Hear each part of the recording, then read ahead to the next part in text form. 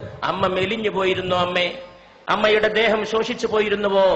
മലമയീ ശയ്യാച്ച സാംവത്സരി, എന്റെ മലമൂത്രത്തെ അമ്മ കൊല്ലക്കണക്കിന് കാലം ശയ്യയാക്കിയിരുന്നുവോ? ഇന്നത്തെ പാഠപുസ്തകങ്ങൾ ഇതൊന്നും തെരഞ്ഞിട്ട് കാര്യമില്ല. ഇന്നത്തെ വിദ്യാഭ്യാസത്തിൽ A+B all square is equal to A² plus B² plus 2AB എന്ന് പഠിപ്പിക്കുന്ന തിരക്കിൽ അമ്മയാരെന്ന് പഠിപ്പിച്ചു കൊടുക്കാൻ ഒരു സംവിധാനവുമില്ല. അതുകൊണ്ട് അമ്മയെ വീടുകളിൽ നാട്ടിപ്പുറത്താക്കുന്നവരൊക്കെ വിവരമില്ലാത്തവരും വിദ്യാഭ്യാസമില്ലാത്തവരുമാണെന്ന് ധരിക്കണ്ട. അവരൊക്കെ വലിയ ബഹുമതികളുടെ അക്ഷരക്കൂട്ടങ്ങളെ സ്വന്തം പേരിന്റെ അകമ്പടി ചേർത്ത് എഴുതി വെക്കുന്നവരും ബിരുദ കൂമ്പാരങ്ങളിൽ ജീവിക്കുന്നവരുമാണ്. പക്ഷെ അമ്മയെ തിരിച്ചറിയാൻ വേണ്ടത് വേറെ ഒരു ജ്ഞാനമാണ്, സ്നേഹത്തിന്റെ ഒരു ജ്ഞാനമാണ്. അമ്മ വീണ്ടും നിർബന്ധിച്ചപ്പോൾ ശങ്കരൻ ഒരു ശ്ലോകം ചൊല്ലി തന്റെ അമ്മക്ക് നന്ദി പറയുകയാണ് ചെയ്തത്. നമസ്തേ നമസ്തേ ജഗന്നാഥ വിഷ്ണു, നമസ്തേ നമസ്തേ ഗദാ ചക്രപാണേ, നമസ്തേ നമസ്തേ പ്രപന്നാർത്തിഹാരിൻ, സമസ്താപരാധം ക്ഷമസ്വാഖിലേശം, മുഖേ ചന്ദ്രഹാസം നഖേ ചന്ദ്രഭാസം, കരേചാരു ചക്രം സുരേഷാഭിവന്ദ്യം, ഭുജംഗേ ശയാനം ഭജേ പത്മനാഭം എന്ന് മകൻ ചൊല്ലുമ്പോ അമ്മയുടെ രണ്ട് കണ്ണിൽ നിന്നും കണ്ണുനീരിന്റെ പ്രവാഹമായിരുന്നു. അങ്ങനെയാണ് ആര്യാമ്പ കണ്ണടച്ചത് എന്ന് ചരിത്രം നമ്മോട് പറയുന്നു. പ്രവാചകൻ മുഹമ്മദ് നബി സല്ലല്ലാഹു അലൈഹി വസല്ലമയുടെ മുമ്പിൽ ചെന്ന് ഒരു ശിഷ്യൻ ചോദിച്ചു, ഞാൻ ആരോടാണ് ഏറ്റവും കൂടുതൽ നന്ദി കാണിക്കേണ്ടത്? ദൈവദൂതനായ മുഹമ്മദ് നബി സല്ലല്ലാഹു അലൈഹി വസല്ലം മറുപടി പറഞ്ഞു, നിന്റെ മാതാവിനോട്. ചോദ്യകർത്താവ് ചോദിച്ചു, പിന്നെ ആരോട്? രണ്ടാമത്തെ ആൾ ആരാണെന്നാണ് ചോദ്യകർത്താവിന് അറിയേണ്ടത്. പക്ഷേ അവിടുന്ന് പറഞ്ഞു, നിന്റെ മാതാവിനോട്. പിന്നെ ആരോട് എന്ന് ചോദിച്ചപ്പോ വീണ്ടും പറഞ്ഞു, നിന്റെ മാതാവിനോട്. നാലാമതും ചോദ്യകർത്താവ് ആവർത്തിച്ചു, ഇനി ആരോടാണ് നന്ദി കാണിക്കേണ്ടത്? അപ്പോൾ പറഞ്ഞു, പിതാവിനോട് എന്ന്. 3 വട്ടം മാതാവും 4ാമത് മാത്രം പിതാവ് പോലും കടന്നു വരുന്ന വ്യാഖ്യാനമില്ലാത്ത, വർണ്ണിക്കാൻ കഴിയാത്ത സുഹൃതത്തിന്റെ പേരാണ് അമ്മ എന്ന് പറയുന്നത്. ഒരു കുഞ്ഞ് ജന്മം പ്രാപിച്ച് കുഞ്ഞിനെ അമ്മ മടിയിലിരുത്തി കുഞ്ഞിന്റെ ചുണ്ടിൽ, നമ്മുടെയൊക്കെ ചുണ്ടിൽ ആദ്യത്തെ ദാഹം വൈദ്യുതി തരംഗം പോലെ ത്രസിക്കുമ്പോൾ, അതൊരു ഇലക്ട്രിക് വേവ് പോലെയാണ് ആദ്യത്തെ ദാഹം. ആ ആദ്യത്തെ ദാഹം വൈദ്യുതി തരംഗം പോലെ നമ്മുടെ ചുണ്ടിൽ ത്രസിക്കുമ്പോൾ മാതാവ് തന്റെ നെഞ്ചത്തെ അമൃത കുംഭങ്ങളോട് തന്റെ മോനെ ചേർത്ത് പിടിക്കുന്നു. ചുണ്ടിന്റെ വൈദ്യുതിയുടെ ആദ്യ ദാഹം ത്രസിക്കുന്ന ആവേശത്തോടെ മാതാവിന്റെ ശരീരത്തോട് ചേരുമ്പോൾ അമ്മയുടെ ശരീരത്തിന്റെ ഓരോ സിരകളും ചേർന്ന് പാടുന്ന ഒരു സംഘഗാനമുണ്ട്. നീ അമ്മയാണ്, നീ അമ്മയാണ്, നീ അമ്മയാണ്. ഞാൻ വിശ്വസിക്കുന്നു ഈ ലോകത്തെ ഏറ്റവും വലിയ കലാമുഹൂർത്തം ആ സന്ദർഭമാണ്. The best artistic moment of human life, മാനവ ജീവിതത്തിന്റെ ഏറ്റവും ഉത്കൃഷ്ടമായ കലാമുഹൂർത്തം. അത് അമ്മയ്ക്ക് മാത്രം വശമുള്ളതാണ്, അതാർക്കും അവതരിപ്പിക്കാൻ കഴിയില്ല. ആ അമ്മയെ ആട്ടിപ്പുറത്താക്കുമ്പോൾ ഈ ലോകത്തെ ഓരോ മനുഷ്യനും ചിന്തിക്കാൻ കഴിയട്ടെ, 9.5 മാസത്തോളം നീ നിന്റെ മാതാവിന്റെ ഗർഭാശയത്തിൽ കഴിഞ്ഞ സമയത്ത് നിന്റെ ശരീരത്തിന് വേണ്ട ഊർജം നൽകാൻ, ആഹാരം നൽകാൻ അമ്മയുടെ ശരീരത്തിൽ നിന്നൊരു കേബിൾ വയറിട്ട് നൽകിയിരുന്നു നിന്റെ ദേഹത്തേക്ക്. ആ കേബിൾ വയറിലൂടെ നിനക്ക് ആഹാരം നൽകിയിരുന്നു, അന്നം നൽകിയിരുന്നു. അതിലൂടെയാണ് നീ ശ്വസിച്ചത്, അതിലൂടെയാണ് നീ പോഷകാംശം സ്വീകരിച്ചത്. നീ ജനിച്ചു വളർന്ന് വലിയ ആളായി ആകാശം മുട്ടുന്ന രീതിയിൽ വളർന്നപ്പെടും നിന്റെ മാറത്ത് ദൈവം അതിന്റെ ഒരു മുദ്ര ബാക്കിയുണ്ടാകണമെന്ന് തീരുമാനിച്ചു. അതാണ് പൊക്കിൾ കുഴി.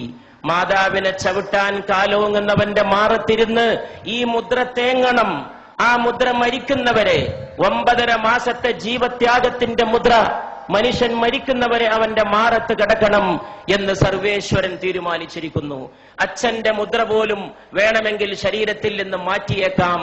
മാതാവിന്റെ മുദ്ര എന്ന പൊക്കിൾ കുഴി മാറ്റാൻ ഈ ലോകത്ത് ഒരു ശസ്ത്രക്രിയ കൊണ്ടും സാധ്യമല്ല. അത്ര വലിയ അടയാളമായി അത് ജ്വലിച്ചു നിൽക്കുകയാണ്. ഈ നാട്ടിക കടപ്പുറത്ത് തടിച്ചുകൂടിയ സഹോദരങ്ങൾക്ക് മുമ്പിൽ എന്റെ വാക്കുകൾ അവസാനിപ്പിക്കുമ്പോൾ എനിക്കൊന്നേ പറയാനുള്ളൂ, ഈ ലോകത്തിന്റെ ഇന്നത്തെ ഏറ്റവും വലിയ പ്രശ്നം ഏതാണ്?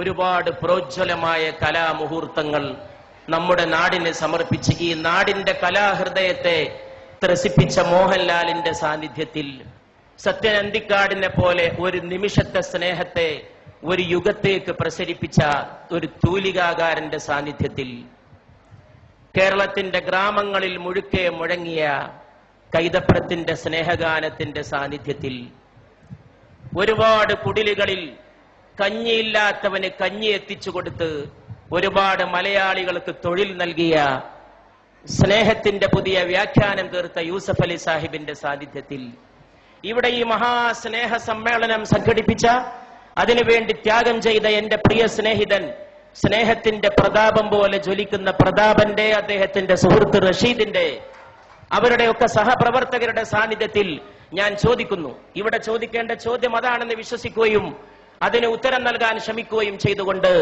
ഞാൻ എന്റെ വാക്കുകൾ അവസാനിപ്പിക്കുകയാണ്. ഏതാണ് ഈ ലോകത്തിന്റെ ഏറ്റവും വലിയ പ്രശ്നം? അത് ദാരിദ്ര്യമല്ല. ഇഷ്ടം പോലെ പട്ടിണി ഇന്നും ലോകത്തുണ്ട്. എന്റെ അടുത്തൊരു ചെറുപ്പക്കാരൻ വന്നിരുന്നു, ഒട്ടകത്തിന്റെ മലദ്വാരത്തിലേക്ക് വായ ചേർത്ത് നിൽക്കുന്ന ഒരു സുഡാനീസ് ബാലന്റെ ചിത്രവുമായിട്ട്. ഒട്ടകം വിസർജിക്കുന്നതിന് വേണ്ടി ആ വിസർജ്യം ആഹരിക്കാൻ കാത്തു നിൽക്കുകയാണ്. ദാരിദ്ര്യത്തിന്റെ പരമകാഷ്ഠ, ഒട്ടകത്തിന്റെ മലദ്വാരത്തോട് വായ ചേർത്ത് വെച്ച് നിൽക്കുന്ന സുഡാനിലെ ബാലൻ. എന്നിട്ടും ഞാൻ പറയുന്നു, ദാരിദ്ര്യമല്ല ഈ ലോകത്തിന്റെ പ്രശ്നം. ഈ ലോകത്തിന്റെ പ്രശ്നം ഇന്ന് ഒരുപാട് നിരക്ഷരരുണ്ടെങ്കിലും നിരക്ഷരതയുമല്ല ഈ ലോകത്തിന്റെ പ്രശ്നം എന്ന് ഞാൻ പറയുന്നു. ഈ ലോകത്തിന്റെ ഏറ്റവും വലിയ പ്രശ്നം തൊഴിലില്ലായ്മയല്ലെന്നും ഞാൻ പറയുന്നു. ഈ ലോകത്തിന്റെ പ്രശ്നം സ്നേഹശൂന്യതയാണ്. അതിൽ നിന്നാണ് വർഗീയത ഉണ്ടാകുന്നത്, അതിൽ നിന്നാണ് ഭീകരവാദം ഉണ്ടാകുന്നത്, അതിൽ നിന്നാണ് തീവ്ര സങ്കല്പങ്ങൾ ഉണ്ടാകുന്നത്, അതിൽ നിന്നാണ് മാതാവിനെ ആട്ടിപ്പുറത്താക്കാനുള്ള അവസരമുണ്ടായിത്തീരുന്നത്, അതിൽ നിന്നാണ് അച്ഛനെ അവഗണിക്കാൻ തോന്നുന്നത്. മാതാവിന്റെ കാൽച്ചോട്ടിലാണ് സ്വർഗം എന്ന് പ്രവാചകൻ പറഞ്ഞു.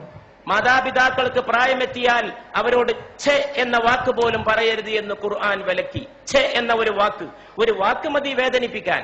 നീ നിന്റെ അച്ഛനെ തൊഴിക്കണമെന്നില്ല, ഒരു വാക്ക് മതി വേദനിപ്പിക്കാൻ. വാക്കുകൊണ്ടുപോലും നീ അവരെ വേദനിപ്പിക്കരുത്. ദൈവത്തോട് നന്ദി ചെയ്യുന്ന പോലെ നീ നിന്റെ മാതാപിതാക്കളോട് നന്ദി ചെയ്യണം എന്നും ഖുർആൻ തുടർന്ന് കൽപ്പിക്കുന്നു. അതുകൊണ്ട് പ്രിയപ്പെട്ടവരെ, ഇന്നത്തെ ലോകത്തിന്റെ ഏറ്റവും വലിയ പ്രശ്നം സ്നേഹശൂന്യതയാണ്. അത് ഓർമ്മിപ്പിച്ച വലിയ ഒരു അമ്മയെയും ഞാൻ ഓർക്കുന്നു. അത് മദർ തെരേസയാണ്. ഇന്ത്യയിലെ വലിയ ഒരമ്മ, ഒരുപാട് മക്കളെ മാറോട് ചേർത്ത അമ്മ, സ്നേഹമെല്ലാം ജയിക്കും, സ്നേഹമെല്ലാം പൊറുക്കും എന്ന് പഠിപ്പിച്ച ആ അമ്മയുടെ പേരിൽ ഈ സ്നേഹ സദസ്, ഇവിടെ കൂടിയ എല്ലാ അമ്മമാരുടെയും പേരിൽ, മോഹൻലാലിന്റെ അമ്മ ഇവിടെ വിളക്ക് കൊളുത്താൻ എത്തിയത് ഒരുപക്ഷെ ഈ മൺതരികൾ നാളെ ഓർത്തേക്കും. കാലങ്ങൾ കഴിഞ്ഞ് ഈ അമ്മമാർ വീട്ടിലേക്ക് പോയാലും നാളെ വൃദ്ധസദനങ്ങൾക്കെതിരായ ഒരു താക്കീതായി, ഇരുട്ടത്തൊരു കിരണമായി, ഒരു ഉൽഫുല്ല ബാലരവിയുടെ അരുണോദയ കിരണമായി, സ്നേഹനിരാസത്തിന്റെ അന്ധകാര സീമകളിലേക്ക് അടിച്ചു വീശുന്ന സ്നേഹപ്രകാശത്തിന്റെ ജ്വാലയായി ഈ തിരി എന്നും കത്തി എരിഞ്ഞു എന്ന് വന്നേക്കും. അപ്പോഴും നിങ്ങളും ഞാനും ഓർത്തേക്കും, നമ്മൾ രാത്രി ഉറങ്ങിക്കിടക്കുമ്പോ നമ്മുടെ പിതാവ് വന്നത്.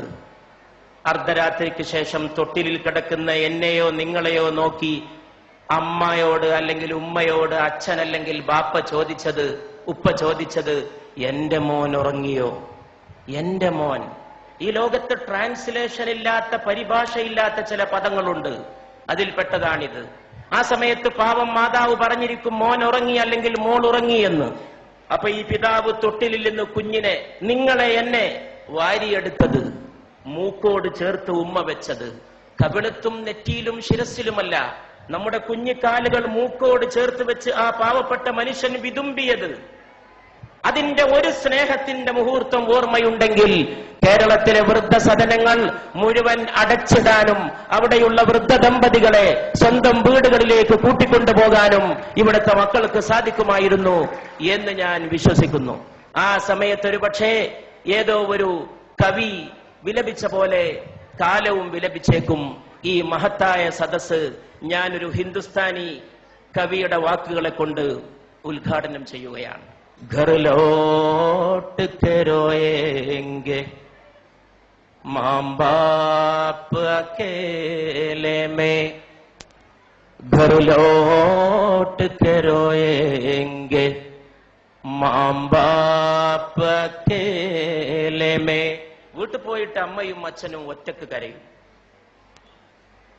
घर लौट के रोएंगे माँ बाप अकेले में मिट्टी के खिलौने भी സസ്തേ നതേ മേലേ മേ.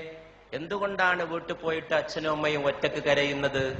മണ്ണുകൊണ്ടുണ്ടാക്കിയ കളിപ്പാട്ടത്തിന് പോലും ചന്തയിൽ നല്ല വിലയായിരുന്നു. ഈ കവി വാഴ്ത്തപ്പെടട്ടെ.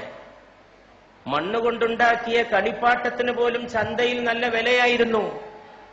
മനുഷ്യരെ നിർമ്മിച്ചൊരുക്കുന്ന മാതാവിനും പിതാവിനും ഒരു വിലയുമില്ല. ആ കളിപ്പാട്ടത്തിന്റെ വിലയെങ്കിലും അമ്മയ്ക്കും അച്ഛനും തിരിച്ചേൽപ്പിക്കുന്ന മനോഹരമായ ഒരു പ്രഭാതത്തിന്റെ നാന്ദിയാകട്ടെ ഇന്നത്തെ വൈകുന്നേരത്തെ അസ്തമയ ശോഭ എന്ന പ്രാർത്ഥനയോടെ ഞാൻ എന്റെ വാക്കുകൾ അവസാനിപ്പിക്കുന്നു.